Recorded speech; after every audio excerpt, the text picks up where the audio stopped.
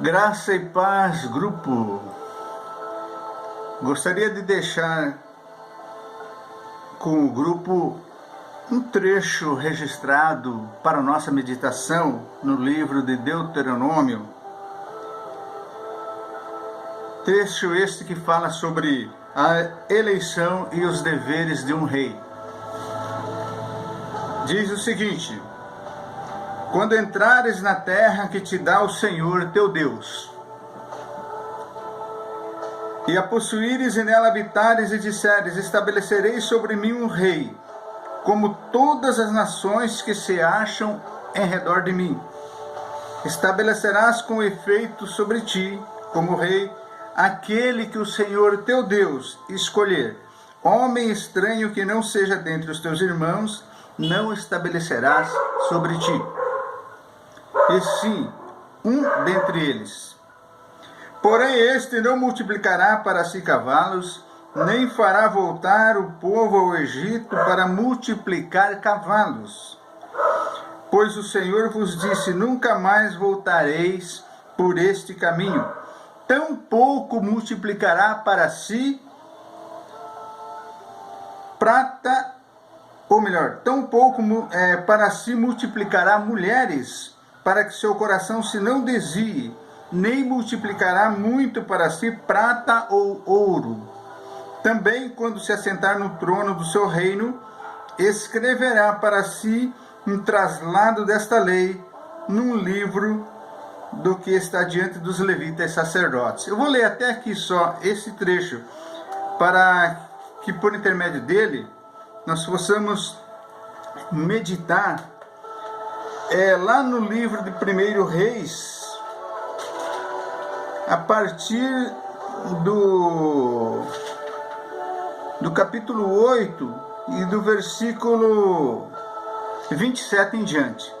Bom, todos nós sabemos e conhecemos a história do rei Davi, que era um homem segundo o coração de Deus. E Deus, ou melhor, Davi, ele teve o desejo de construir uma casa para o Eterno, para o Senhor nosso Deus. Em razão de que ele morava numa casa boa, uma casa feita de cedros, né? E a arca do Senhor estava numa tenda. Então ele teve essa intenção. Mas depois Deus, usando o profeta Natã, disse para ele, olha, você não vai construir isso daí, mas um filho seu que nascerá das tuas entranhas, este é quem edificará. E nós sabemos pelas escrituras, né, que Deus já havia escolhido a Salomão como seu sucessor. Então eu estou resumindo a história para não entrar em detalhes, para que a gente possa entrar naquilo que realmente estou querendo passar, né? Então sabemos que Salomão foi aquele herdeiro de Davi que veio a edificar o templo do Senhor, né? Então Salomão levou 7 anos para construir o templo do Senhor, o primeiro templo em Jerusalém. E depois levou mais 13 anos para construir o seu palácio, né? Mas o que eu quero trazer a atenção é que Salomão, ele começou bem e terminou ruim. E nós vamos ver por quê. Porque tudo aquilo que eu havia dito lá em Deuteronômio, capítulo 17, que foi o início da nossa fala, que era para os reis não terem muito cavalos, nem multiplicar o número de mulheres, né? Tudo isso que Deus havia determinado na sua lei, está lá em Deuteronômio, né? Salomão veio a fazer. E diz a história, a palavra, que essas mulheres, né, de diversas nações, elas corromperam o coração de Salomão. Bom, quando Salomão construiu o templo e depois ele dedicou o templo ao Senhor, ele tinha consciência, né, de que aquele templo era um memorial. servia como um local de unidade espiritual e unidade nacional do povo hebreu, do povo israelita. No capítulo 8 e versículo 27 do livro de 1 Reis, está escrito que: mas de fato habitaria Deus na terra? Eis que os céus e até o céu dos céus não te podem conter, quanto menos esta casa que eu edifiquei. Né? A presença de nosso Deus está em todo o universo, nas obras da criação, na natureza, em tudo que você vê a mão de Deus. Então a presença do nosso Deus está em todo o universo. No entanto, ele escolheu habitar de forma especial no templo em Jerusalém. Hoje, nos dias de hoje, ele não vive em um templo construído por mãos humanas, né? Mas no coração de todos aqueles que acreditam em Cristo. Então Deus habita no coração de cada um de nós. É interessante que observando, né, no discorrer o capítulo 8, alguns versículos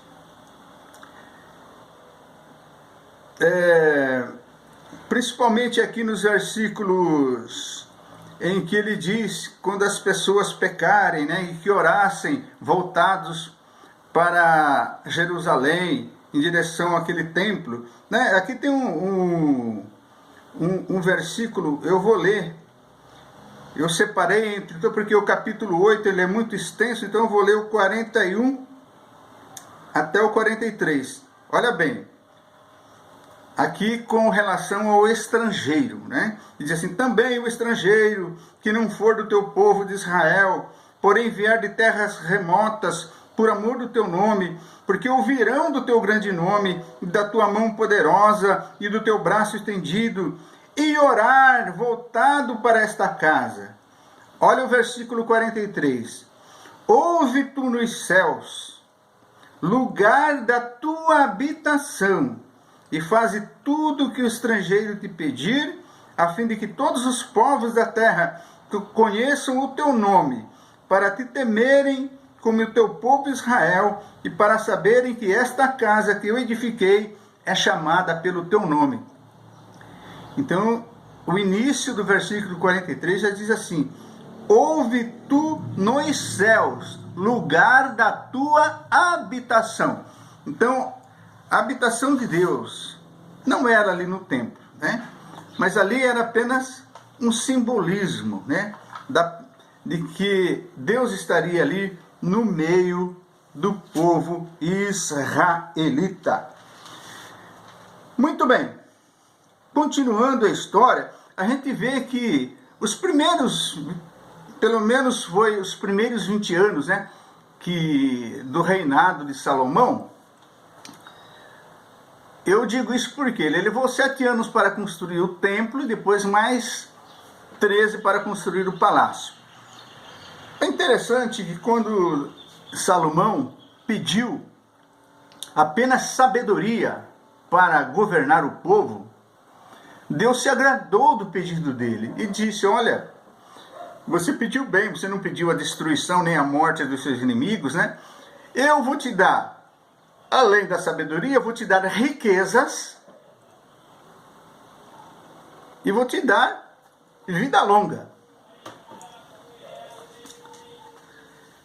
Deus deu riqueza para Salomão, mas essa riqueza que Deus deu para ele, né, além da sabedoria, a riqueza não implicava em ele multiplicar muita prata ou ouro, e nem implicava multiplicar cavalos e multiplicar mulheres para si.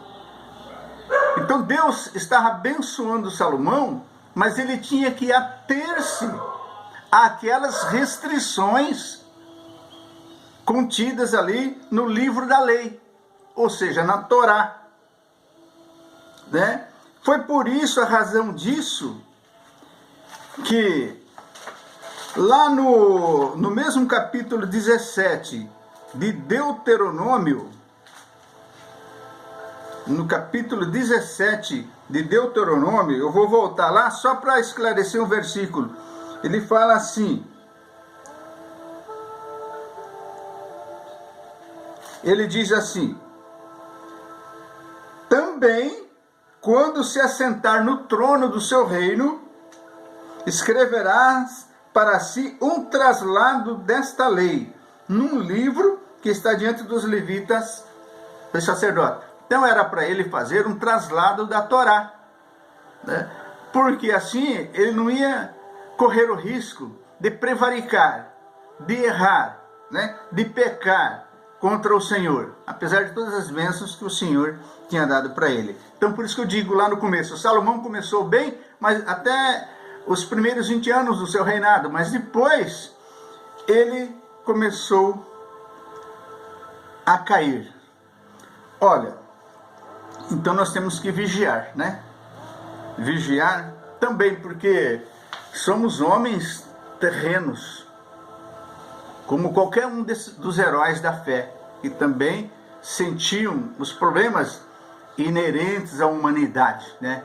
Como Elias, por exemplo, que, embora fosse um homem de Deus, né? Usado pelo poder de Deus, no momento da sua vida ele se deixou abater por uma ameaça de uma mulher ímpia, iníqua, que era Jezabel. Então eu estou usando isso só para exemplificar, porque nós somos humanos e precisamos deixar que Deus trabalhe na nossa vida, porque senão nós vamos nos abater, né? Corremos risco também de tropeçar. E Salomão, contrariando tudo aquilo que o Senhor havia dito, né?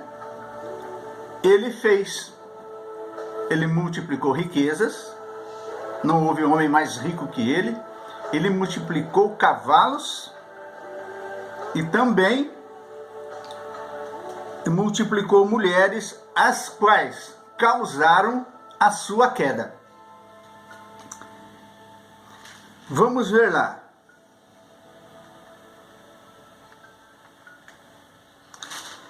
Vamos ver lá.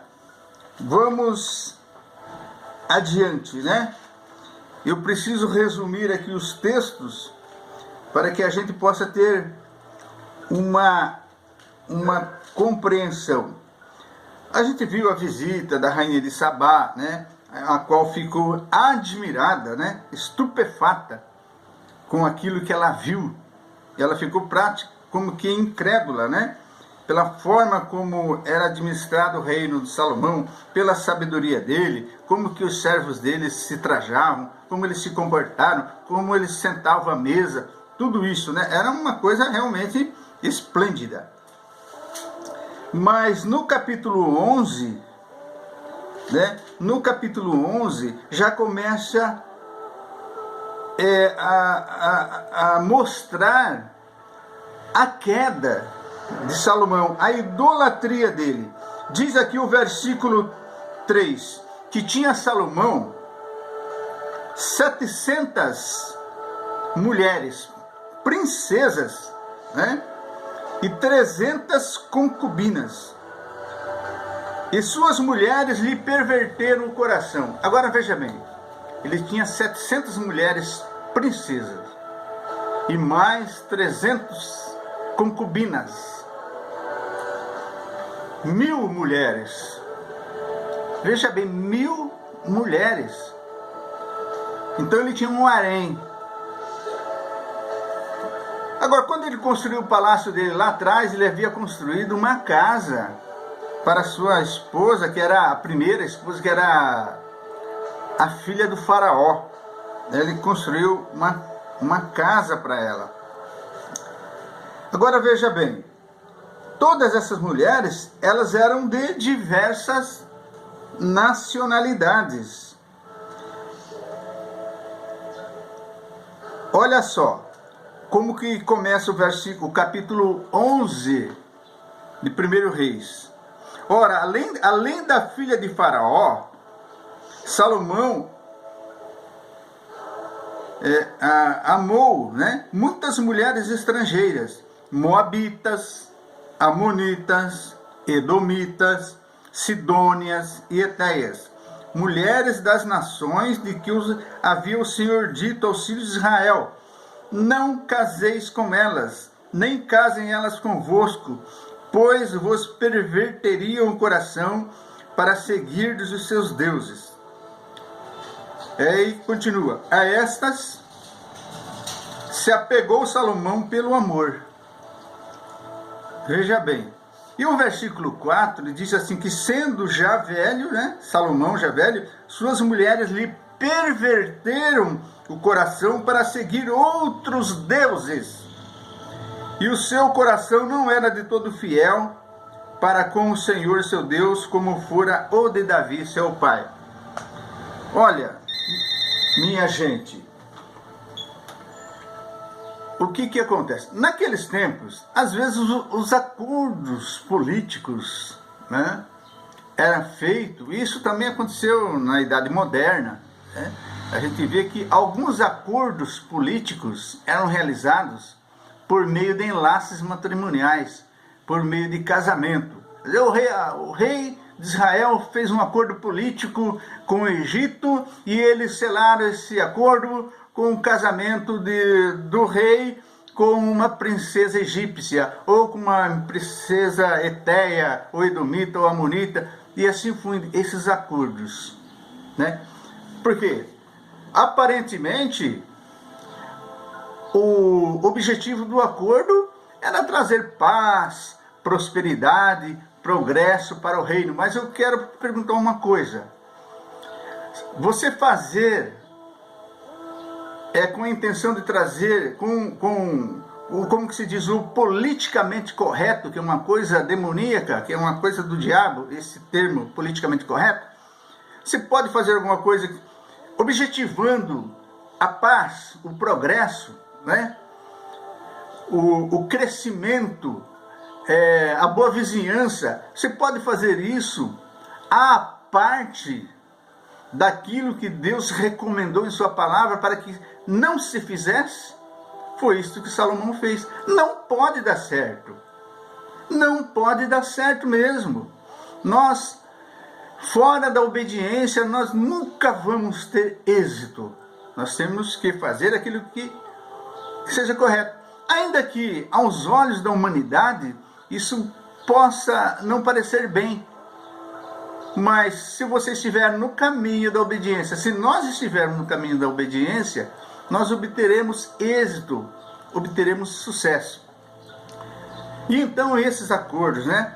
Mas nós vamos esquecer esse acordo. Nós estamos aqui fazendo uma conjectura, mas o que nós vamos dizer? Que com isso abriu-se uma brecha e essas mulheres trouxeram junto com elas os seus deuses, a sua religião pagã. E isso provocou a corrupção do coração de Salomão. E ele começou a edificar altares para todos esses deuses. E a gente vai ver aqui, a partir do versículo 5 até o 8, diz assim: Salomão seguiu. Olha só, Salomão, ele não deixou de ser crente em Deus, mas ele passou a agregar, além do Deus eterno, né? Eu não vou aqui entrar no nome da nomenclatura, alguns chamam de Jeová ou Javé, mas na verdade o nome de Deus é impronunciável, porque é o tetagrama YHWH, perdeu-se no tempo a pronúncia correta do nome do Senhor, de modo que nós convencionamos chamá-lo de eterno, ou Hashem, né? O Senhor, ou o nome, né? Hashem, o nome em hebraico. Então Salomão agregou mais outros deuses, que eram os deuses das suas esposas. Olha, Salomão seguiu a Astarote, deusa dos Sidônios, e a Milcom, abominação dos Amonitas. Assim fez Salomão o que era mal perante o Senhor, e não preservou em seguir ao Senhor como Davi seu pai. Neste tempo edificou Salomão um santuário a Quemós, abominação de Moabe, sobre o monte fronteiro a Jerusalém, e a Moloque, abominação dos filhos de Amon. Assim fez para com todas as suas mulheres estrangeiras, as quais queimavam incenso e sacrificavam seus deuses. Então Salomão acabou se desviando e assim morreu. Causou a divisão do reino. O reino do norte, seguindo Jeroboão, filho de Nebate, com 10 tribos. E por amor a Davi, a aliança que Deus tinha feito com Davi, ele ainda preservou a Salomão. Em alguns textos fala uma tribo, mas na verdade são duas, né? Que é Judá mais a tribo de Benjamim, que era uma tribo bem pequena. De modo que, para que nunca se apagasse uma lâmpada, né? Para que fosse mantida a aliança que Deus fizera com Davi, que foi o homem segundo o coração de Deus, né? O rei segundo o coração de Deus. E vimos que com o desvio de Salomão, ele provocou a ruptura do reino, né? Depois o seu filho Roboão também seguiu no mesmo caminho, desviando-se. E assim nós vamos vendo o desenrolar da história, né? Uma coisa que é possível de observar é que na história de Israel, os reinos foram sucedidos um após outros, reis, né? Uns eram ímpios, outros eram homens de Deus, como Josafá, Josias, né? Mas sempre da linhagem de Davi, né? Eram homens sempre da linhagem de Davi, Deus cumprindo assim a sua promessa, né? De manter uma lâmpada acesa. Nós vimos que essa linhagem ela se estendeu, mesmo depois que eles foram para o exílio, né? Mas a linhagem ela foi seguindo até Cristo, apontando para o Senhor Jesus Cristo, que é descendente do rei Davi, né? Enquanto que o reino do norte, as 10 tribos, eles não tinham essa linhagem davídica, né? Eram reis que se alternavam no poder,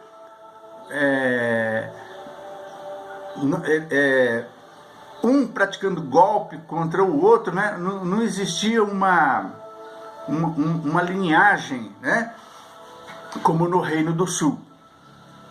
Bom, pois bem, então nós vimos aí a queda de Salomão por conta dos seus erros, né? Contrariando tudo aquilo que estava ordenado na palavra do Senhor em Deuteronômio, né? E uma das recomendações era que, ao ele obter uma cópia da Torá, da lei, era para também ele fazer a leitura, para que lesse a palavra todos os dias. O que nós podemos tirar de tudo isso como ensinamento para aplicação na nossa vida?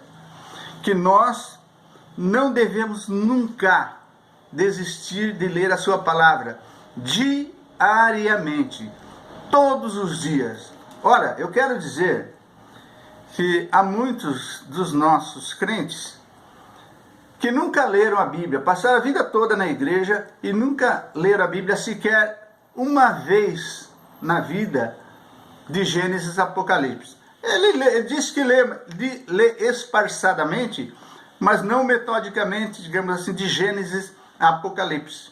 É bom que você faça essa leitura anual, pelo menos uma vez na vida, e nunca deixe de lê-la, né? Então nós temos que nos alimentar com a palavra. Nós temos que crescer na graça e no conhecimento, né? Que o Espírito de Deus só vai fazer você lembrar daquilo que você estudar, né? Daquilo que você estudar. Olha, viu aquela passagem? Olha, se vocês forem levados aos tribunais, aos juízes, né? Não se preocupem com o que hão de responder, porque naquele mesmo momento o Espírito Santo vos colocará na sua boca as palavras que você deverá responder. Escuta, mas se você não se alimenta da palavra, se você não lê a palavra, como é que o Espírito Santo vai falar por seu intermédio? Nunca, nunca. Você terá que ler a palavra, terá que se alimentar da palavra diariamente, para que Deus possa te usá-lo pelo seu Espírito. Não é mesmo? E outra coisa, julgo desigual. Há exceções, existe uma regra, né? A regra, e toda regra tem a sua exceção. Eu já vi gente dizer, olha, de alguém que se uniu, né, com pessoas que eram incrédulas, né, ou pessoas que eram crentes, e começaram a ter relacionamento com pessoas descrentes, né, e a pessoa tem dito, olha, eu comecei assim, mas pela graça de Deus, meu companheiro, a minha companheira aceitou a Jesus, hoje estamos juntos, amém, né? Mas esse não é a ordem do Senhor. Aconteceu, né, da pessoa se converter, de vir para a casa do Senhor, amém, né? Dê graças a Deus por isso, mas isso aí é uma exceção, não é a regra. A regra é para não se unir a julgos desiguais, porque na maioria das vezes você não vai ganhar, é você que será seduzido, tirado do seio da igreja. E depois vem os filhos crescerão divididos dentro das suas casas, né? E provavelmente é muito difícil que eles permaneçam na casa do Senhor. Como eu digo, há exceções, né? Tem aqueles filhos que acompanham a mãe, mas a maioria não é assim que acontece.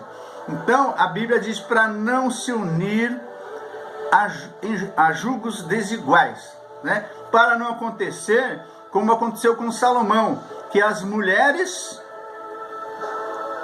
incrédulas corromperam o seu coração, né?